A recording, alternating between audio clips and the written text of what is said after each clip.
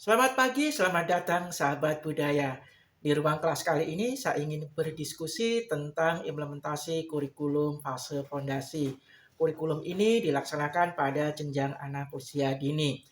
Banyak sekali teman-teman saya yang mengajar pada jenjang anak usia dini ingin mendapatkan informasi tentang bagaimana cara mengimplementasikan kurikulum merdeka di ruang-ruang kelas. Yang pertama yang harus dilakukan oleh guru pada jenjang anak usia dini adalah membaca kembali naskah kurikulum mulai dari 2004, 2013, dan kurikulum merdeka pada saat sekarang ini. Pada kurikulum 2004 misalnya, kita kenal ada 5 bidang pengembangan, yaitu bidang pengembangan agama, sosial emosional, dan ketakwaan kepada Tuhan Yang Maha Esa. Kemudian ada bidang pengembangan kognitif, bidang pengembangan bahasa, bidang pengembangan fisik motorik, dan bidang pengembangan seni. Jadi ada 5 bidang pengembangan. Nah, bidang pengembangan ini kemudian diikuti oleh bagaimana cara melaksanakan bidang pengembangan ini, baik dengan uh, aktivitas pembelajarannya maupun contoh materi yang dapat dilakukan. Nah, pada kurikulum 2013, bidang pengembangan dan aktivitas pembelajaran ini kemudian dilebur pada usia yang merentang dari sejak lahir sampai 6 tahun. Maka kemudian kurikulum 2013 ini lebih dikenal dengan kurikulum yang berpijak pada perkembangan peserta didik. Jadi adik-adiknya masih secara konteks dan konten masih sama, aktivitasnya juga masih sama, hanya kemudian yang berbeda adalah dilakukan pada kolom-kolom sesuai dengan usianya, yaitu usia lahir sampai 1 tahun, 1 sampai 2 tahun, 2 sampai 4 tahun, dan 4 sampai 6 tahun. Itu memiliki konten dan kemudian aktivitas yang berbeda-beda, ya, konteks dan kontennya kemudian berbeda. Nah, sekarang kembali kepada kurikulum merdeka. Jadi bidang-bidang pengembangan ini kemudian dileburkan pada kurikulum merdeka menjadi elemen.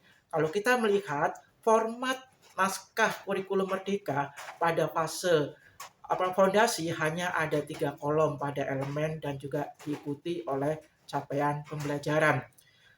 Apa itu? Yaitu yang pertama adalah agama dan moral, jati diri, dan dasar-dasar. Nah, di kolom dasar-dasar inilah sebenarnya ada 6 elemen, yaitu apa? Ada literasi, ada matematika, kemudian ada sains, ada rekayasa teknologi, dan kemudian ada seni. Jadi kalau kita jumlahkan semua ada 8 elemen, ditambah tadi yang 2, agama dan budi pekerti dan juga jati diri. Nah, bagaimana kemudian cara mengimplementasikannya? Cara mengimplementasikannya adalah dari kurikulum yang merdeka tadi ada kolom elemen, kemudian ada kolom capaian pembelajaran, kemudian kita akan tambahkan 2 kolom berikutnya. Yang pertama adalah kolom tujuan pembelajaran. Jadi di kolom tujuan pembelajaran itu kemudian kita akan menuliskan tujuan pembelajaran yang diambil dari capaian pembelajaran. Misalnya begini, di kolom jati diri ya, di sana ada kemudian keterampilan motorik halus dan ada keterampilan motorik kasar, kemudian ada pengenalan tentang emosi. Maka kemudian yang paling banyak ini sebenarnya bisa dipisahkan ya, kolom-kolomnya di tujuan itu nanti ada tujuan yang berkaitan dengan literasi, kemudian berkaitan dengan matematika, berkaitan dengan sains, berkaitan dengan rekayasa, berkaitan dengan teknologi, dan juga berkaitan dengan seni. Karena tujuan-tujuan dari 6 elemen ini adalah dalam satu paragraf, sehingga harus diambil dan dipecah-pecah sesuai dengan elemennya tadi yang 6 tadi. Nah, kemudian kolom berikutnya adalah aktivitas pembelajaran. Saya lebih suka menyebutnya aktivitas pembelajaran karena bagi guru-guru TK ini akan jauh lebih praktis dibandingkan misalnya menyebutkannya di sana ada alur tujuan pembelajaran. Kadang suka dipahami berbeda sama guru-guru yang ngajar di pendidikan anak usia dini. Nah, saya kasih contoh misalnya begini. Di tujuan pembelajaran tentang tujuan pembelajaran tentang motorik halus misalnya, Kemudian apa aktivitasnya? Aktivitasnya adalah melipat, kemudian mengikat, kemudian apapun yang bentuknya kemudian berkaitan dengan keterampilan motorik halus. Misalnya kemudian keterampilan motorik kasarnya apa? Misalnya uh, melempar, berjingkat, berguling. Itu adalah akan berkaitan dengan keterampilan motorik kasar. Nah, kemudian yang literasi apa misalnya?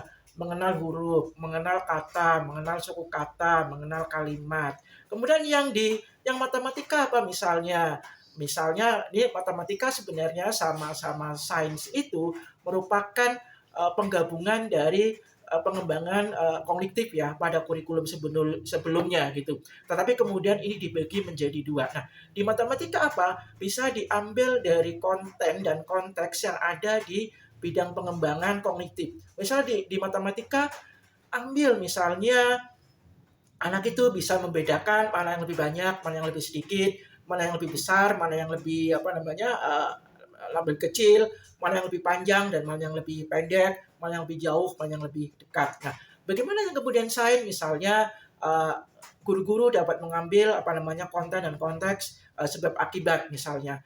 Kemudian kalau kenapa terjadi malam? Karena kemudian ketika matahari tidak menyinari bumi yang kita pijak. Kenapa terjadi siang? Karena matahari itu menyinari bumi yang kita pijak. Karena bumi itu kemudian dibelah menjadi dua, ada sebagian yang malam, ada juga sebagian yang siang. Nah, ini bisa diambil dari konten dan konteks yang terdapat pada bidang pengembangan kognitif, bisa dibagi ke dalam dua ranah, yaitu yang tadi, yang matematik yang mana, kemudian yang sains yang mana. Yang seni juga sama, bisa diambil dari bidang pengembangan seni, mana kemudian yang gerak kreatif, mana kemudian yang kerajinan tangan, kemudian mana yang menyanyi dapat diambil dari kurikulum yang sudah dilaksanakan sebelumnya. Nah, kemudian bagaimana kemudian yang rekayasa dan juga yang teknologi? Apakah ada? Nah, Bapak, Ibu, teman-teman yang ngajar di PAUD kemudian bisa kembali membuka naskah kurikulum 2013. Di sana akan terselip kata-kata rekayasa dan juga teknologi, dan kemudian lihat pada kolom yang usia 6 tahun ya. Kemudian kita akan menentukan itu dan kita kemudian bisa mengembangkan menjadi aktivitas pembelajaran yang ada di kurikulum Merdeka. Nah, inilah sebenarnya hal-hal yang kemudian dapat kita lakukan. Karena sebenarnya gini, kalau ditanya, apakah terjadi perubahan signifikan kurikulum Merdeka dengan kurikulum sebenarnya? Menurut saya secara konteks dan konten itu tidak. Saat sekarang ini sebenarnya kurikulum itu inginnya lebih dipadatkan agar guru lebih leluasa untuk mengembangkan pembelajaran sesuai dengan konteks dan konten selingkungan di mana sekolah itu berada. Nah, tetapi sebenarnya yang paling saya suka sebenarnya pada kurikulum Merdeka kemudian diikuti dengan paradigma baru pembelajaran. Walaupun sebenarnya ini belum terimplementasi dengan sangat baik pada penulisan modul ajar atau perencanaan pembelajaran pada semua fase. Padahal ini yang membedakan dari kurikulum sebelumnya. Jika mungkin pada kurikulum 2013 kita mengenal dengan pendekatan saintifik, maka pada kurikulum Merdeka seharusnya tentang paradigma baru pembelajaran itu menjadi yang paling diutamakan pengetahuan ini, implementasi ini kepada guru-guru. Bukan berarti menulis modul ajar atau pelajaran tidak penting. Penting, tetapi harus secara tersirat dan tersurat memasukkan nilai-nilai filosofi ke dalam pembelajaran, ideologi pembelajaran, filosofi pelajaran para ahli. Makanya kemudian saya sangat setuju sekali ketika kemudian pada jenjang SMA tidak ada penjurusan IPA, IPS, non bahasa, karena ini sesuai dengan nilai-nilai filosofi dan ideologi pendidikan yang diajarkan oleh para ahli sebelumnya, baik oleh Piaget, Vygotsky, Montessori, Froebel, maupun juga oleh Pavlov sekalipun, oleh Watson sekalipun yang behavioristik. Ini adalah hal yang sangat penting, tetapi ini kemudian belum paradigma baru pembelajaran dalam implementasi kurikulum Merdeka belum mendapatkan porsi yang lebih karena kemudian disibukkan dengan penulisan modul ajar maupun perencanaan pembelajaran. Padahal keduanya seharusnya merupakan satu kesatuan bahwa modul ajar dan atau perencanaan pembelajaran merupakan implementasi dari tadi paradigma baru pembelajaran kurikulum Merdeka.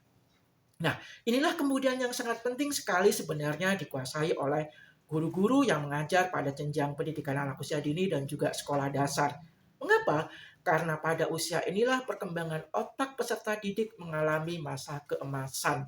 Karena setelah usia 10 tahun itu kemudian perkembangan otak tidak lagi seperti masa 0 sampai usia 10 tahun tadi gitu.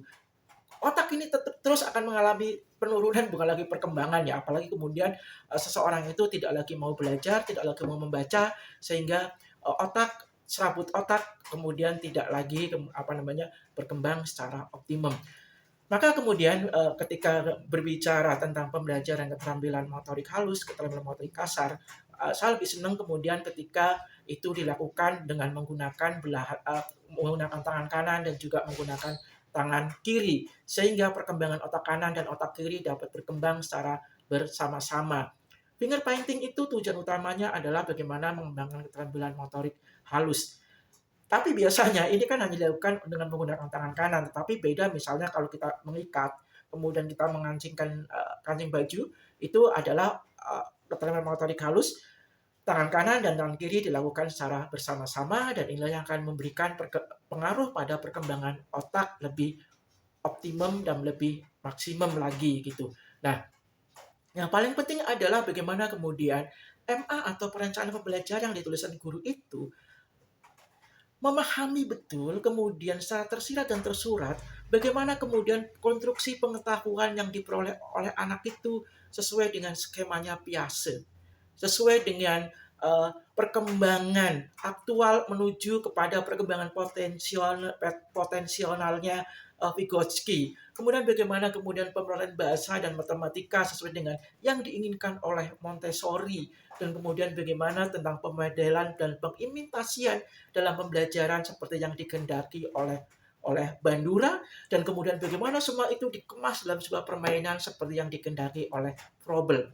Nah, teori-teori belajar, teori-teori perkembangan ini dalam pengetahuan itu juga sangat sesuai dengan apa yang dilakukan oleh Ki Hajar Dewantara, tokoh pendidikan nasional kita. Jadi, inilah hal yang paling penting sekali bagaimana mengingatkan kembali kepada guru, bagaimana kemudian ideologi, bagaimana kemudian filosofi ketika bersama dengan anak-anak, membersamai peserta didik itu memperoleh pengetahuan, sikap, dan keterampilan.